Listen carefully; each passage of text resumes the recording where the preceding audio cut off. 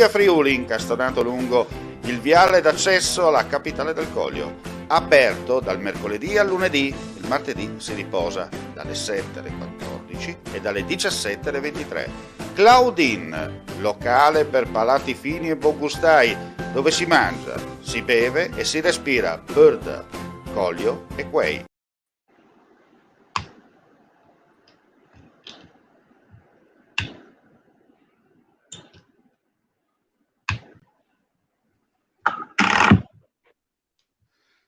Vediamo se riusciamo ad andare in onda oggi. Mi scuso con gli amici che ci stanno guardando, ma chiaramente oggi internet ci vuole fare i dispetti. Intanto saluto Marco Lenna, che è già collegato con noi da Forni di Sopra. Vediamo se riusciamo a farti la sigla, perché chiaramente con Nodare non va.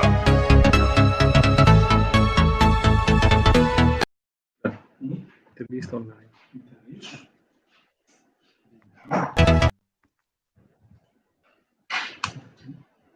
Niente, oggi non vuole andare il telefono, oggi fa gli scherzetti, non vuole funzionare come dovrebbe funzionare. Innanzitutto Marco, buon pomeriggio, per salutarti. Com'è la situazione del meteo dalle vostre parti? Beh, nevica, finalmente è arrivata la neve, anche se preghiamo Cristo di poterla utilizzare una volta tanto che arriva in anticipo, anzi giusta per il periodo delle feste, ma siamo un po' così, un po' demoralizzati, un po' pensierosi, un po' così, un po' abbattuti, però cerchiamo di fare il nostro meglio. Senti, le notizie che giungono da Roma con questi nuovi DPCM sono tutt'altro che incoraggianti, no? Ma allora, io sai che sono sempre stato abbastanza schietto nel mio modo di parlare le cose. A me dà l'idea che sono veramente immersi in una confusione più totale, perché vengono fuori notizie da palazzo, una contrastante all'altra, e nel giro di un'ora si modifica tutto e l'altro. In questo periodo in cui servono sia decisioni forti ma anche ponderate, a me gli dà l'idea che non siamo né in decisioni forti né tantomeno ponderate. Questo perché? Perché è vero che siamo in un momento storico difficilissimo e stiamo combattendo contro un nemico che sta mettendo morti, facendo vittime, e che è un nemico invisibile. Però anche dall'altra parte ci troviamo a scontrarci con dei problemi reali e oggettivi, che sono quelli legati all'economia. Sai benissimo che il mio paese è uno dei 6 poli turistici dello sci invernale, e dopo aver fatto una stagione estiva da urlo, proprio nel senso dei termini delle presenze, mantenendo tutti i parametri di rispetto che c'erano stati imposti dalla normativa, con controlli anche molto mirati da parte delle forze dell'ordine per vedere gli assembramenti locali, via dicendo. Quindi non è che è stato un aprire le porte e dire avanti liberi tutti, anzi abbiamo lavorato in maniera molto coscienziosa.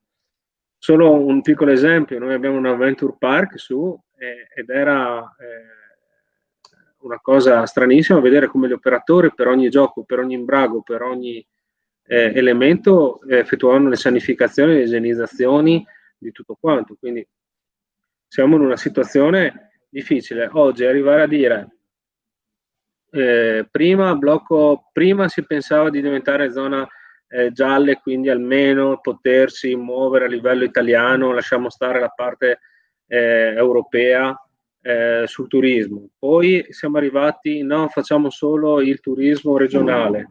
Poi no all'apertura degli impianti, no al turismo regionale. Adesso arrivano fuori delle norme in cui il 25 e il 26 non ti puoi muovere neanche dal comune, come il 31. Non puoi fare assembramenti neanche per, voglio dire, all'aria aperta, per dire il Capodanno all'aria aperta, che oggettivamente con temperature anche al di sotto dello zero, forse con le mascherine e l'aerosol penso che non esista, voglio dire, si brina tutto completamente. Però al di là di questo, non riuscire neanche ad aprire gli impianti dà una botta economica al nostro paese, alla mia località, ma penso di parlare anche a nome un po' di tutti gli altri sindaci, impressionante. Azzeriamo le attività. Io ho 12 alberghi più tutte le altre strutture collaterali connesse, che sono i B&B, che sono le unità, gli appartamenti, che sono i ristoranti, che sono le pizzerie, completamente chiuse e si trovano con delle disdette importantissime. E quindi non sappiamo più come muoverci, sinceramente.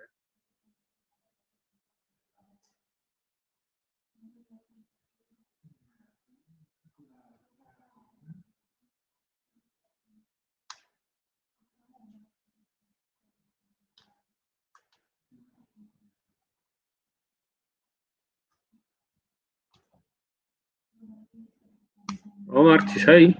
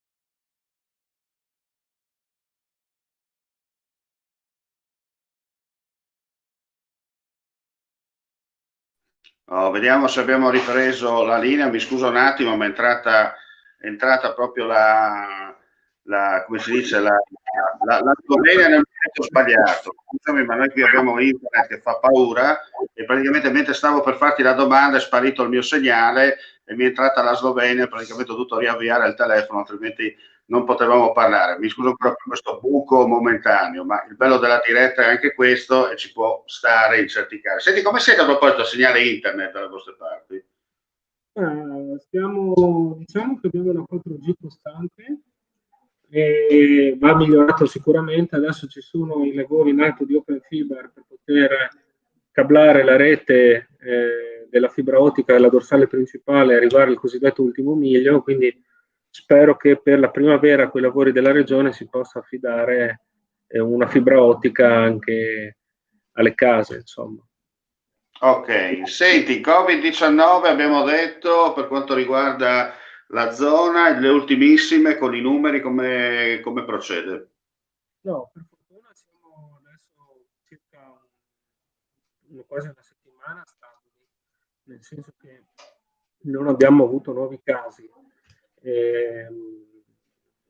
C'è da tenere sempre le orecchie alzate perché un focolaio sta un attimo a partire. Io ho fatto una richiesta specifica al presidente della regione anche, per poter avere dei tamponi rapidi, perché la mia idea sarebbe quella di riuscire a tracciare tutti i malati di Covid all'interno della mia popolazione e isolare i focolai, quindi portarli alla guarigione per poter dopo un domani riaprire, se riapriranno la stagione invernale o parzialmente la stagione invernale, ma almeno i miei operatori sono in completa sicurezza e anche la mia popolazione, quindi si appresta a una stagione lavorativa. Che difficoltà hai riscontrato, oltre a livello organizzativo, ma soprattutto il rapporto diretto con l'Alto, cioè con Trieste e con Roma per seguire questa emergenza della pandemia?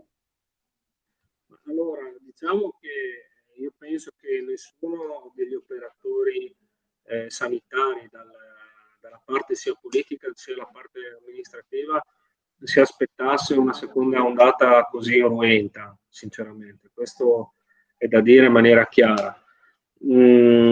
Sinceramente, spesso ho visto anche il poco buonsenso delle persone, perché oggettivamente la prevenzione, anche se tu sei stato a contatto con un positivo, di poterti autoisolare e stare a casa, forse avrebbe evitato l'insorgere di altri focolai. È un tema delicatissimo perché sappiamo che andiamo dalle critiche che ci sono degli operatori agli stessi sindaci come noi che per un periodo di tempo abbastanza ampio non abbiamo saputo, non avevamo notizie sul nostro territorio di come stava andando la pandemia, ma soprattutto se avevamo dei casi, ma anche per attivare quelle cose di prossimità che possono essere la protezione civile che ti porti gli alimenti, le medicine o l'operatore sanitario se c'è necessità di intervenire in qualche modo, ma anche la stessa vigilanza sulla quarantena, cioè nel senso fare in modo che le persone escano. Noi abbiamo avuto un buco temporale abbastanza importante in cui eravamo veramente un po' alla mercé e qui non ci sono da trovare colpe, non c'è la colpa di nessuno dal mio punto di vista. C'è Ecco, solo tante critiche, senti Marco, tante critiche sono piovute in particolare da parte di blogger, qualcuno ci sta seguendo, per quello ti lancio questo messaggio, da parte di alcuni blogger nei confronti dell'assessore Riccardi, no? Secondo te sono più attacchi di simpatia non politica o perché viene messa in luce il fatto che lui è molto meglio come assessore alla viabilità, alle infrastrutture piuttosto che la sanità, che sappiamo tutti è la più grossa rogna in questo momento da evitare? Guarda, io posso dirti una cosa, io lo sai benissimo, l'assessore Riccardo lo conosco da tantissimo tempo e secondo me è un tecnico super preparato e bravo nel suo lavoro perché si impegna nel cercare le soluzioni e trovare i problemi. Noi veniamo da un'altra cosa che è bene ricordare, forse la politica in generale, qui non faccio una distinzione di colori, ma faccio una riflessione generale, forse spesso abbiamo lasciato indietro e tagliato troppo sulla sanità, oppure abbiamo avuto troppi amministrativi all'interno della sanità e pochi operatori sanitari che potevano prendersi cura delle persone. È facile criticare in un momento difficile di tutti noi. Io reputo che se le critiche vengono fatte di buon senso sono costruttive per tutti, per riuscire a costruire un futuro migliore per tutti noi. Giustamente ognuno è libero di esprimere le proprie perplessità, il proprio modo di vedere le cose e di porre in essere alcune tematiche, alcune questioni che vanno affrontate. Io personalmente, come ti dico, l'ho visto operare e secondo me ha operato in tantissimi casi con un buon senso e con la voglia di portare a casa risultati e anche per salvare il numero maggiore di vite in questo momento. Dopodiché tutto può essere migliorabile, tutto può essere migliorato, tutto può essere messo in discussione. Però secondo me andare a cercare in questo momento preciso le colpe di uno, dell'altro o di quest'altro, secondo il mio punto di vista, non ci porta da nessuna parte. Noi oggi abbiamo bisogno di sederci intorno a un tavolo, parlare prima con la gente e avere un'idea dei problemi che necessita la gente dal punto di vista sanitario e dopo un tavolo di confronto fatto dalle comunità insieme alla regione a livello sanitario per capire che problemi e che azioni mettere in campo. Dopodiché, volevo solo finire il discorso. Sì, prego, scusa. Dopodiché la questione è sempre quella. Chi non fa non sbaglia, ma chi fa spesso sbaglia, ma ha fatto e sta cercando di fare il possibile. Certo. Senti, tu sei un giovane sindaco con un'esperienza molto importante, si direbbe un background di non poco conto, usando proprio per essere chiari, no? Nel senso che hai già avuto l'esperienza come sindaco di Forni di Sotto e adesso sei passato a Forni di Sopra. Che differenza c'è governare i due comuni attaccati da un tiro di schioppo, ma con due realtà completamente diverse l'una dall'altra? Guarda, la differenza... Allora, sono tutti comuni che hanno delle peculiarità intrinseche positive e da valorizzare. Dallo stesso tempo ragioniamo su due mondi completamente diversi. Forni di Sopra è improntato su un livello turistico molto importante, uno dei 6 poli, come dicevo prima, dal punto di vista delle mete sciistiche e estive della regione. È un comune che passa da 1.000 abitanti e arriva a averne 6.000-7.000 stabili nel periodo estivo e invernale, quindi è un po' come in più piccolo, ma lasciatemi passare il paragone, è un po' come pensare a Lignano, no? Poca gente nel periodo morto e tantissima gente nel periodo turistico. Quindi tutto quello che è connesso a questo sviluppo. E dall'altra parte invece Forni di Sotto è un paese che dal punto di vista delle bellezze incontaminate, dal punto di vista della natura, ma anche dal punto di vista degli usi, delle tradizioni, dei costumi, è un paese che è tutto da scoprire. Per fortuna sono cugini e per fortuna col sindaco attuale, che è stato il mio vice sindaco Claudio, abbiamo intrapreso una sinergia molto profonda tra i due comuni, sia a livello scolastico, ma adesso anche e soprattutto a livelli di servizi. Abbiamo associato una serie di servizi per riuscire ad andare avanti e cerchiamo di mettere in rete dal punto di vista turistico, naturalistico, di conoscenza culturale tutti e due i paesi. Un domani potrebbe esserci una fattibile fusione tra Forni di Sopra e Forni di Sotto. Un messaggio chiaro te lo faccio da parte di persone che magari non conoscono bene l'apparato amministrativo, cioè ha senso ancora tenere questi piccoli comuni e non invece creare delle realtà forti amministrativamente parlando sul territorio? Mi piace la domanda per due cose. Una, perché tutti i principi di imposizione e diffusione fatti dall'alto, dalla politica, vedi politica Serracchiani, sono falliti, tecnicamente, ma proprio falliti.